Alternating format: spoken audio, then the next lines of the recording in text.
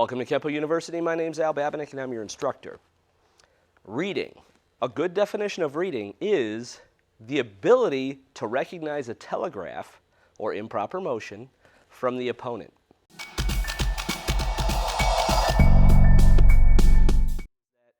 We always talk about reading. You got to be able to read it. You got to be able to read it to defend against it. Bruce Lee talked about it. Everybody knows this. But you're going to read improper motion, okay? So if the guy was in his fighting stance and he just shot a jab right at you, there's no read time there. There was no improper motion. I just went from here to there. That's it. I didn't go. You could read that. So if I started going, did you see the improper motion? I sure hope you did, okay?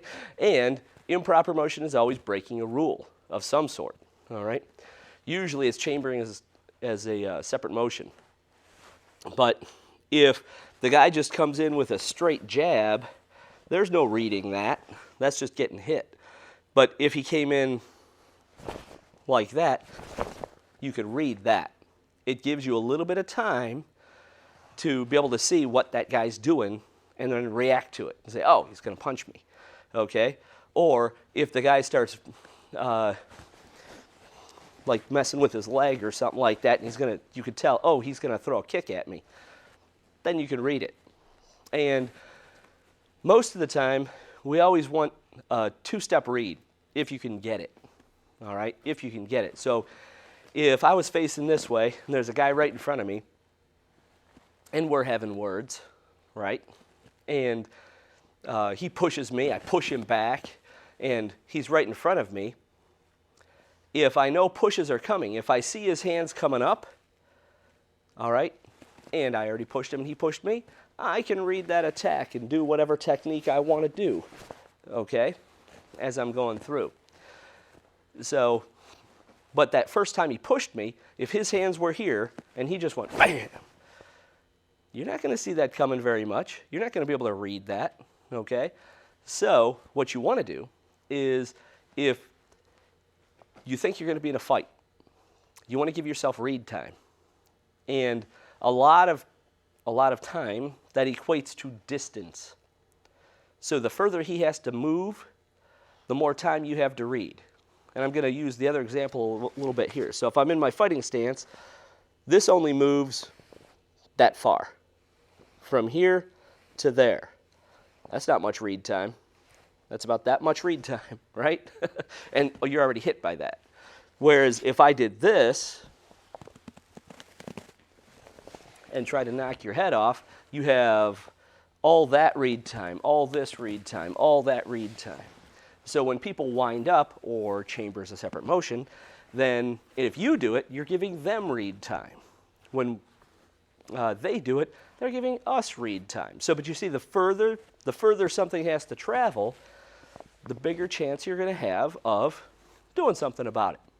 So, if you think you're going to be in a fight, I usually use this when I'm teaching aggressive twins in yellow to all my beginning students, is that if somebody pushes you, most people have a tendency to go, oh yeah, well I just put my face, like yeah, what are you going to do about it?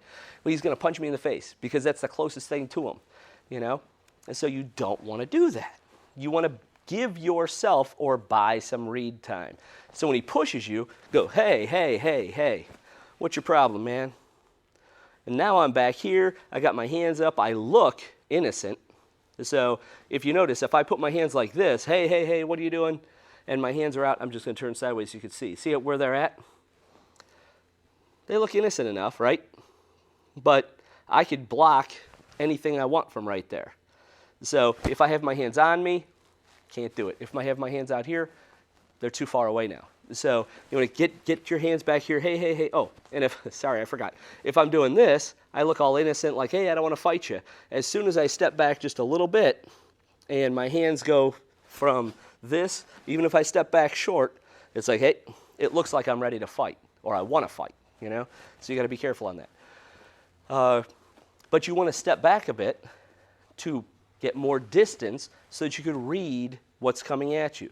So if the guy goes like this, you go, oh, boom, he's going to kick me. Or if he goes, why I ought to, now you got all the read, if he's got to travel this far, you have all the read time that you should need to go, well, I should do this technique. All right? And then be happy with yourself when you do it. The best thing that you can have is a 2-step read. So if the guy has to take 2 steps to hit you, so I'm going to be the attacker, okay? I was yelling at you, blah, blah, blah. If I have to go 1, 2 before I can hit you, then that's plenty of time for you to see it coming.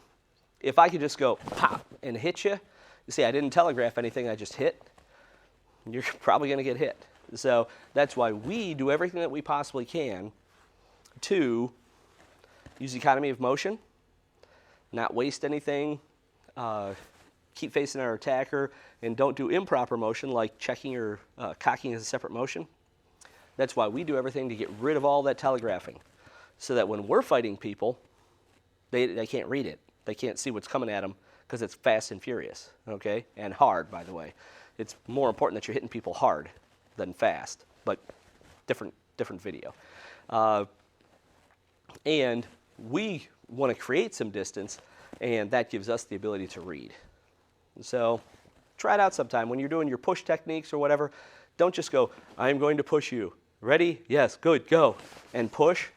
Get in there. I like to have a little fun with it. When I'm working with people, I'll give them a little push. Hey, Jimmy wants to talk to you. And then I have them take a few steps back. No, cut it out. And you kind of put your hands up. Kind of fun to do, but it's a little bit more realistic than, are you ready? I will push you now. And doing everything like that. So have some fun with it. Thank you for watching this video production from Kenpo University.